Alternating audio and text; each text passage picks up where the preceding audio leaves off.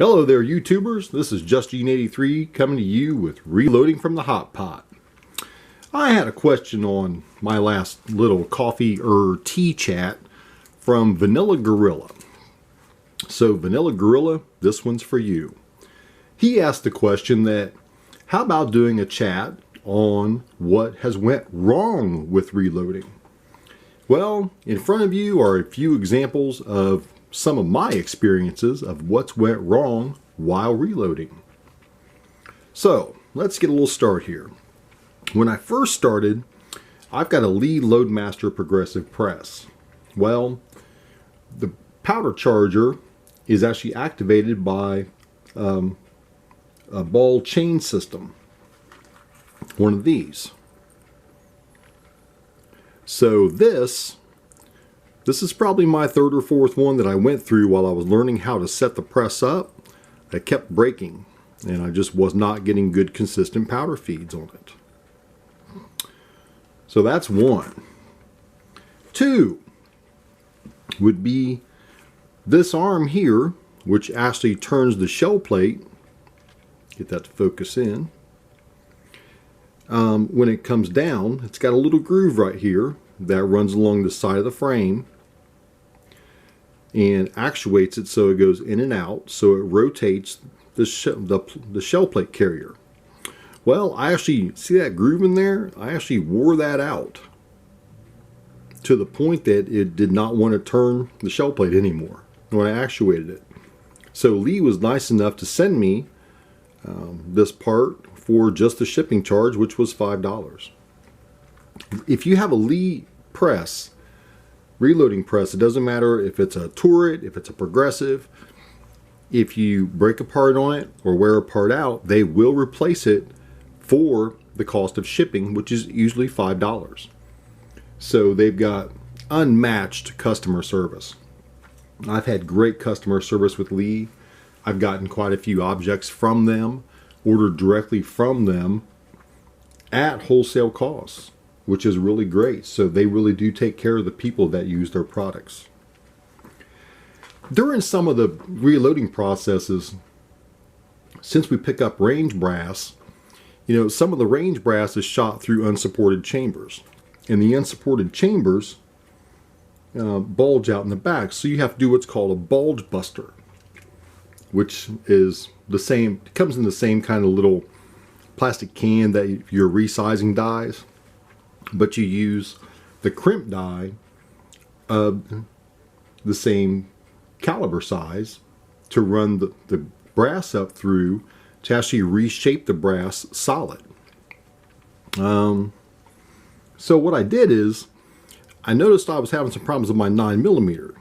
And you see how that's all kind of really fuckered up to get that to focus in.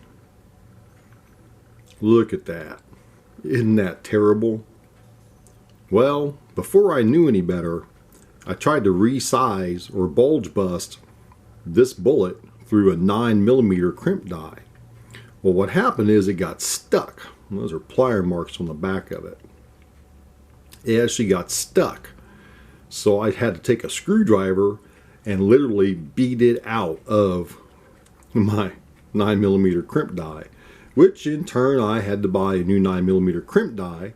And I learned very quickly that when you're doing bulge busting with 9mm, because 9mm brass is actually tapered from the bottom to the top, that you have to use a 9x18 Makarov crimp die, which is what I have now.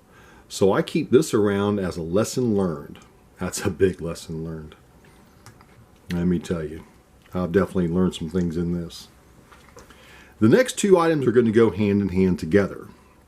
And that's these primer seating arms and this brass.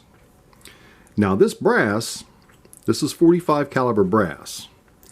You've got to be very careful about picking this up, because if you notice, the one on the right has a large primer and the one on the left has a small primer. Now I've found that Blazer brass and Federal brass through 45 ACP uses a small primer, and all the other brands, Winchester, Some higher grades of Federal, Hornaday, etc. all use large pistol primers. These use smalls. So in the process of this, I didn't know that. So I was just picking up brass, cleaning it, throwing it into it, and loading it. Well, I learned my lesson the hard way with this primer seating arm here that goes on the Lee Loadmaster. You see this is broken. This is in 3 pieces. This is broken because I was running some 45 ACP one day and ran across a piece of this small primer, tried to put a large primer in it, and it blew up. Pow! Bam! Zam! And it actually broke the primer arm. This primer arm got broke through a bind in the system. So I found where the weak spot was, which is right there on top naturally, but it did break the rest of it into 2 pieces. This is a replacement one that Lee sent me, and I broke the first one. I ordered another one, broke that one. So when I called them up, I said, hey, you just send me a couple of them so I've got a spare in case this happens again. And they were kind enough to send me 2. This is just a brand new spare one that I have. You know, it's just a piece of stamped out metal. So it doesn't have any great, you know, stiffness to it. I thought about having one made out of steel, and, you know, have it machined out. But I didn't really want to mess with the tolerances, and seeing that Lee does take care of their customers, you know, I'm just going to go ahead and keep going back to Lee if something does fail or falter on me. Other than that, I really had probably the same reloading experiences as most people. Getting light powder charges, spoofing the barrel, the bullet into the barrel and have to knock it back out. Which, I mean, it does happen. You know, it's going to happen. You know, they say a 1% failure on factory reloads is acceptable. Well, I have definitely found that 1% failure factor on reloads and factory brass. I get the same amount of failures with my reloads as I see with factory brass. And you can see in the last IDPA event that I shot, in the one stage, I was using Federal factory 115 grain 9mm ammunition. I thought, well, I'll run factory on this one, you know, see if I can not have any hiccups with my ammunition. Lo and behold, well, I found it. I found that 1 out of 100 that failed to fire. So I had to drop the magazine, reload, and then get back on target again. Thankfully, I'm decently quick at doing this. Decently. One other thing I got laying here is this is a piece of 380 brass. This 380 bullet slipped through my inspection process and made it into the press itself. So you can get that to focus in there. There we go. Look at that. 380 auto.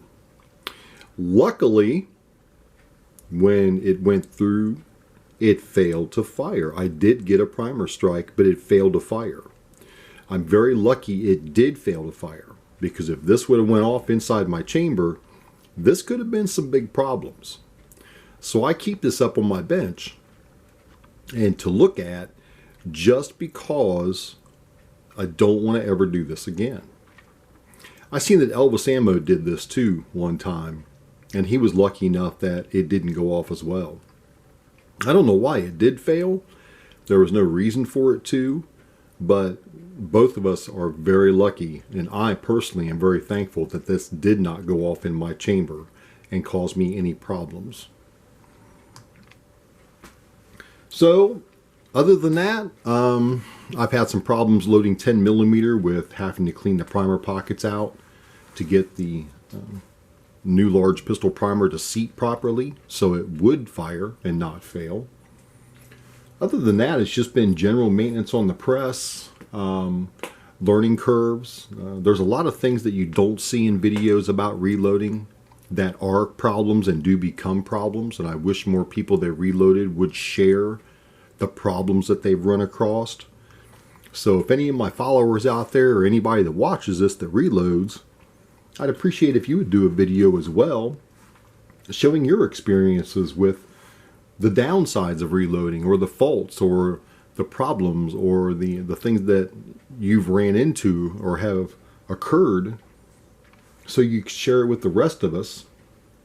So maybe, you know, people like me that are just, you know, year and a half to 2 years into reloading can see these videos and kind of know what to expect.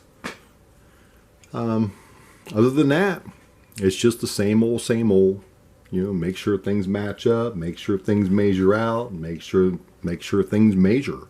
You know, watch your minimum overall lengths and your maximum overall lengths. Try to hit a happy medium for whatever kind of firearm that you're running your reloaded ammunition through. Be safe, have fun, save money, and just try to relax and enjoy yourself. So YouTubers, thank you very much for watching. I greatly appreciate it. If you did like this video, thumbs up always is appreciated. Hit the subscribe button over here if you want to see more of these style videos. All my videos can also be seen on VidMe, which I have an account there as Reloading from the Hot Pot, or as Loads of Bacon says, Republishing from the Hot Pot, which I kind of like that tagline. That was really funny. I can also be found on Facebook under Reloading from the Hot Pot. I do have a page on there that I am starting to share all my videos. So we have more resources out there other than just one. Maybe there's other gun-friendly communities out there that will not demonetize or delete or strike our channels. Well, thank you very much for watching. Have a good evening. And always remember to keep blowing the smoke.